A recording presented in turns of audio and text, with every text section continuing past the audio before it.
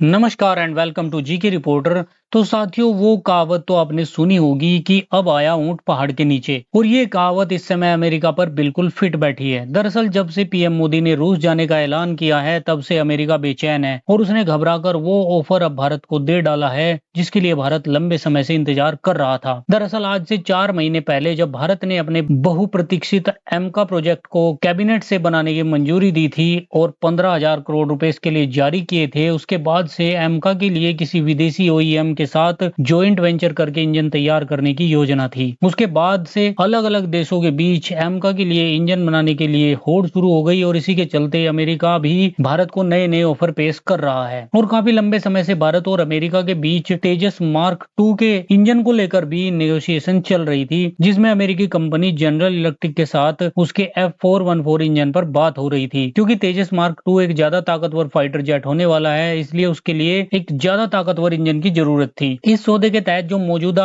F414 engine है, इनमें भारत की जरूरतों के हिसाब से कुछ मॉडिफिकेशन किए जाने हैं, जिसमें इंजन की hot and coating, crystal blade और लेजर ड्रिलिंग तकनीक शामिल है। ये इंजन एलसीए तेजस के मार्क 2 वर्जन और एमका के शुरुआती बैचों को पावर अप करेंगे और ये डील फाइनल हो भी चुकी थी। लेकिन इसके साथ ही एक और डील की बात अमेरिका के साथ चल रही थी, जिसके तहत इसी F414 प्लेटफॉर्म पर आधारित एक नए इंजन के को डेवलपमेंट पर डीआरडीओ के साथ साझेदारी की संभावना तलाशी जा रही थी, जिसमें 100% टेक्नोलॉजी ट्रांसफर भी शामिल था। और आगे इसी प्लेटफॉर्म पर आधारित जो ये नया इंजन विकसित होता, उसे ज्वाइंट वेंचर करके किसी भी भारतीय कंपनी के साथ मिलकर भारत में ही तैयार करना होगा, और जिसे एमका मार्क 2 के साथ साथ भारत अपने आने वाले सभी फ्यूचर प्रोजेक्ट में इस्तेमाल करना चाहता है। लेकिन यहाँ पर अमेरिका ने इसके लिए मना कर दिया, क्योंकि अमेरिका दुनिया का इकलौता ऐसा देश है जिसने सफलतापूर्वक स्टेल्थ इंजन तैयार किया है और इसकी क्रिटिकल टेक्नोलॉजी वो पूरी तरह से भारत के साथ शेयर नहीं करना चाहता था। तो यहाँ पर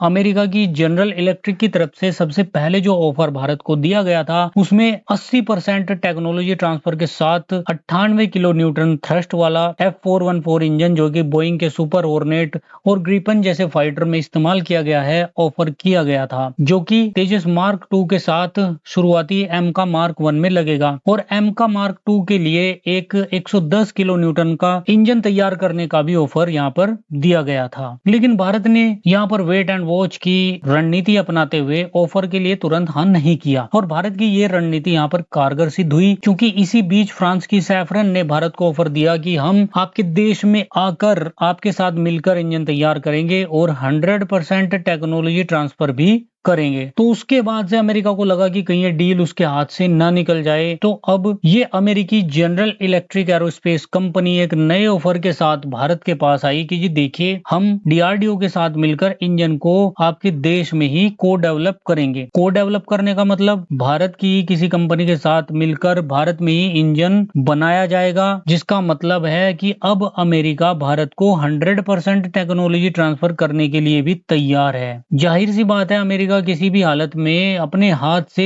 $1 बिलियन की डील जाने नहीं देना चाहता। हालांकि इसके पीछे कहीं न कहीं पीएम मोदी का रूस दौरा भी एक कारण हो सकता है। पीएम मोदी इस महीने की 8 जुलाई को 2 दिवसीय रूस दौरे पर मॉस्को जा रहे हैं। यूक्रेन युद्ध के बाद से ये मोदी जी का पहला रूस दौरा है, और रूस ने पहले ये ऐलान कर दिया है कि जी इस दौरे पर कोई लिमिट नहीं होगी, मतलब भारत जो भी डिमांड रूस के सामने रखेगा, रूस उसको पूरा करेगा। तो ऐसे में अगर भारत एमका का इंजन बनाने के लिए रूस से हेल्प मांगेगा, तो रूस खुशी खुशी इसके लिए तैयार हो जाएगा। और अमेरिका नहीं चाहता कि भारत रूस के करीब जाए, क्योंकि पिछले कुछ सालों में भारत और अमेरिका के संबंधों में काफी सुधार आया है, और अमेरिका ज्यादा से ज्यादा ये कोशिश कर रहा है कि भारत अमेरिका के ही फेवर में रहे। ऐसे में अब ये देखना दिलचस्प होगा कि भारत, अमेरिका, फ्रांस, रूस में से किसका ऑफर एक्सेप्ट करता है। वैसे आपको क्या लगता है, भारत को किसके साथ इंजन बनाना चाहिए? कमेंट करके जरूर बताइएगा। Thank you so much for watching video.